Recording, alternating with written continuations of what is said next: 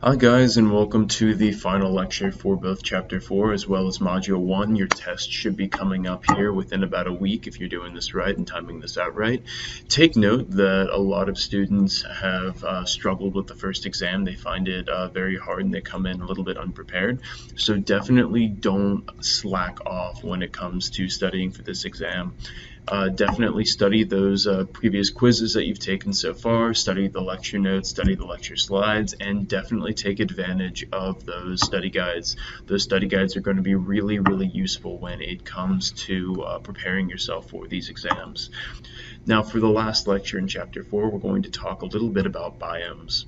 Now, biomes are major regional complexes of similar communities. They are safe for the biosphere. They are the largest scale ecological unit recognized by two things: dominant plant type and dominant vegetation structure. Now, biomes are typically going to be areas sharing very similar climate conditions, topographic conditions, soil conditions, and things like temperature and precipitation. And thus, because of all of these similar and shared factors, they have the same basic types of biological communities. Over here, the graph on your right, or the map on your right, excuse me, shows you the distribution of some of the biomes around the entire world.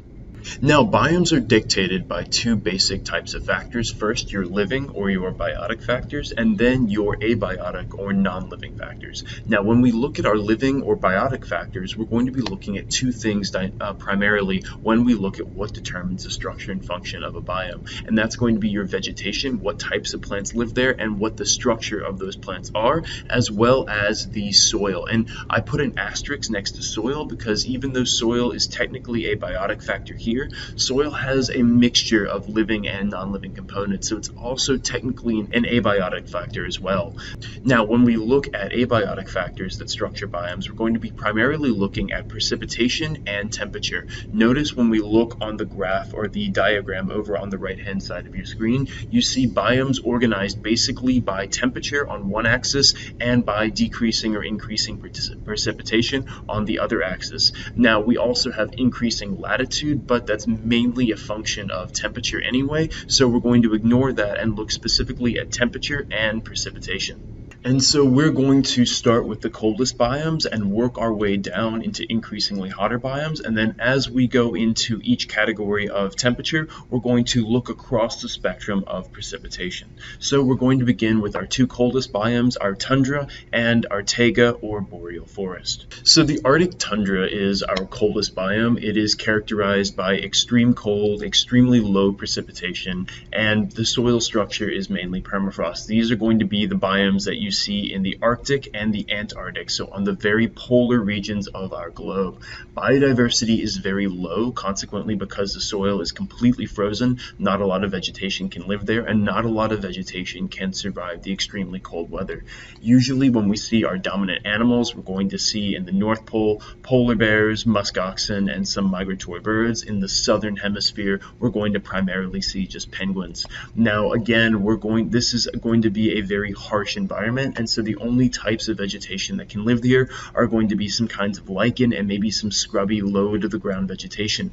Biologically speaking, we don't really have the equipment in this biome to really support anything really complex vegetation-wise, so it's going to be those nitty-gritty types of plants that can survive in the absolute most extreme environments.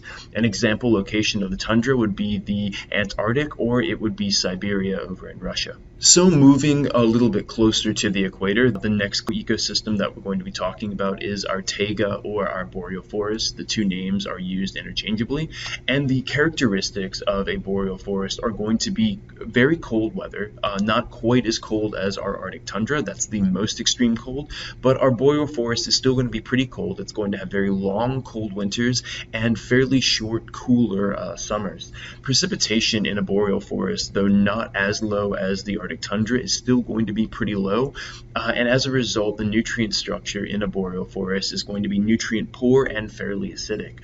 While biodiversity in a boreal forest is a little bit higher than the absolute almost no biodiversity in the Arctic tundra. The boreal forest still will have fairly low diversity when we look at some of our other ecosystems. Large animals that like to live in the boreal forest are going to be things like wolves, moose, bears. You might see some lynx and other big cats depending on where you're at, as well as migratory birds.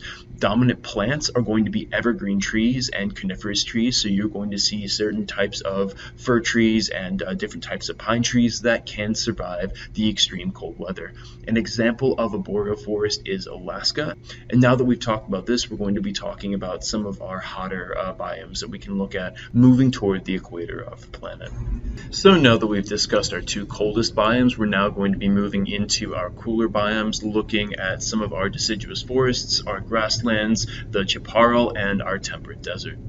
Now moving into some of our warmer latitudes, we now have a lot of different deciduous trees, and so this is where we talk about our deciduous forests. There are two major types. One in your book is delineated as just a deciduous forest. The other is delineated as a temperate rainforest, and the difference between these two is mainly going to be the scale of precipitation, how much precipitation each forest receives. When you think of your deciduous forest, think of the forests over on your east coast, and when you think of your temperate rainforest, I want you to think of the northwest coast, particularly in Oregon and Washington state, that get a huge amount of rainfall. Now, the characteristics of the deciduous forests, no matter which one you look at, are going to be moderate temperature, moderate to very high precipitation, depending on which type of forest you're talking about, moderate again in your eastern United States forests, and very high in the Oregon forests that are going to be our temperate rainforests.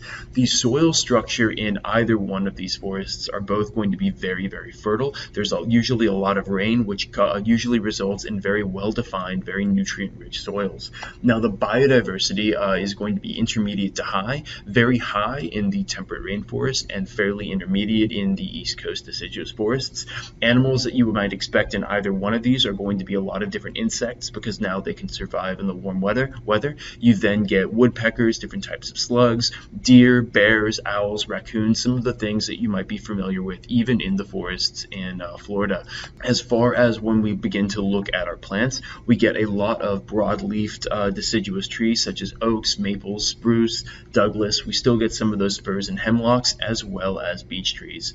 An example in the United States are going to be in the northern coastal regions of the United States. Again, on the east coast you'll get the moderate deciduous forests, and on the northwest coast you'll get the temperate rainforests. So still in our cool biomes, but looking at biomes with a little bit less precipitation, that brings us to our grasslands, temperate grasslands, also known as our prairies. So when you think of a grassland, think of the Midwest United States. And the characteristics of a grassland are fairly moderate temperature. Again, we're looking at our cool biomes, so we're going to have hot summers and cold winters. And the precipitation is going to be ranging from moderate to low. The grasslands, depending on where you at specifically, aren't going to get a huge amount of vegetation. The soil structure is still very fertile. Again, when you have nice drainage, you do get some nice soil structure, and the biodiversity is intermediate because we still have warm temperatures and at least some precipitation. Now, the animals you're going to see in grasslands are going to be very large grazing animals, things like bisons, and then occasionally you're going to get things like prairie dogs, as well as ground nesting birds. Now, the dominant plants that you're going to see are mainly going to be grasslands and a few trees, hence the name grasslands. This biome isn't really conducive for any large woody vegetation, so predominantly what you're going to get are perennials, mostly tall grasses. And again, when you look at a grassland, and when you think about a grassland, think about the Midwest, northern Midwest United States, the Great Plains. That is a perfect example of what a grassland looks like. Moving to some of our lower precipitation biomes within our cooler temperature range, that brings us to our chaparral. Now, chaparrals are going to be the biome in mountainous regions that have low precipitation and moderate temperatures. So I want you to think, for your example locations, middle of California as well as the Mediterranean Sea. Temperature is again going to be moderate here, and precipitation is going to be low with a very pronounced wet and dry season. You're going to have very short wet winters followed by long dry summers. Now, as a result of being in mountainous areas and lower precipitation, the soil structure is going to be dry, thin, and fairly rocky. And as a result, it's going to be very very susceptible to erosion. Now, biodiversity is going to be low here primarily because of the harsher conditions. Again, low soil structure, low precipitation. And so the animals you're going to see here are going to be things that can survive in that kind of climate. Things like insects, reptiles, coyotes, maybe a few birds, and small rodents. Nothing too major, again, because this area is going to be pretty hard to survive in. Similarly, the plants you're going to see are primarily going to be woody shrubs, not many tall trees here, maybe not more than maybe 10 feet, as well as fire-resistant plants, because fire can sweep through these ecosystems fairly regularly. Again, finally, when you think of a chaparral, think of the Mediterranean Sea as well as the middle of California. Now, for the biome that receives the lowest precipitation within our cooler biomes is going to be something called a cold desert. I know a lot of people like to think of deserts as really hot, but in reality, actually Antarctica is technically the largest desert in the world, and that's because a desert is defined by the amount of precipitation it receives. A desert usually is defined as a biome or a environment that has very, very, very low precipitation. So even the Antarctic, despite the fact that it's very cold, is technically a desert. But when we look at our cold deserts, I want you to think the Gobi Desert in Asia. This is going to have fairly extreme fluctuations in temperature, but it's going to be moderate on average. Just as an example, here is a picture of the Gobi Desert in the winter and then the Gobi Desert in summer, and you can see some of that crazy oscillation in temperature. The soil structure is going to be high in mineral content, but very low in organic matter, simply because with such low precipitation, there's not going to be a lot of life that can live there. As a result, biodiversity is similarly pretty low, and animals are going to, again, be animals that can survive in some of those very harsh environments. Things, again, like insects, reptiles, as well as nocturnal mammals, mammals that have evolved to be active in the coolest time of the day, as well as when there's the most likely chance for them to be water. Plants are going to be those that have adapted to desert environments, things with very small leaves or needles, as well as very broad root systems to maximize the ability to catch water. And so again, the example I want you to think of when you think of a cold desert is going to be the Gobi Desert. Now, next, for the final section of going over biomes, we're going to focus on hot biomes. That's going to be the several biomes that are going to have the very hottest temperature. And I want you to note that as a general rule, as we move from high precipitation to low precipitation, we lose biodiversity. And as we move from low temperature to high temperature, we increase in biodiversity. So the two triangles or the two ends of your triangle at the two far ends, either in the tundra and the desert, are going to have the lowest biodiversity, and as that tundra or as those environments narrow down toward the tropical rainforest, you're going to have much higher diversity. So low temperature, low biodiversity, low precipitation, low biodiversity, high of both, higher biodiversity. Moving into our hottest biome with the highest precipitation, we're going to have our tropical rainforest. This is the biome that most people are most familiar with, and it's the biome with the highest biodiversity. Temperature is going to be very high, and precipitation is also going to be very high. Nutrients are going to be pretty poor due to the high nutrient cycling. Because this biome is so biologically productive, any available nutrients are going to be rapidly taken up by the ambient plant growth in the area. So the soil structure is going to be poor and acidic, but there's going to be high amounts of nutrient cycling and nutrient turnover. As soon as a tree or plant dies, those nutrients are rapidly broken down and then reincorporated into the surrounding plants. Biodiversity in the tropical rainforests are going to be the highest in the world, and the characteristic animals you might see in a tropical rainforest are going to be monkeys, sloths, frogs, insects. Again, the tropical rainforest has the highest number of species and the highest abundances of species of any rainforest or any biome on the planet. As far as plants go within the tropical rainforest, you're going to see vines, ferns, orchids, organisms or plants that have specialized to that environment, as well as trees such as teak and mahogany. Example locations of tropical rainforests are going to be those in Central and South America, Middle Africa, as well as the rainforests of Indonesia.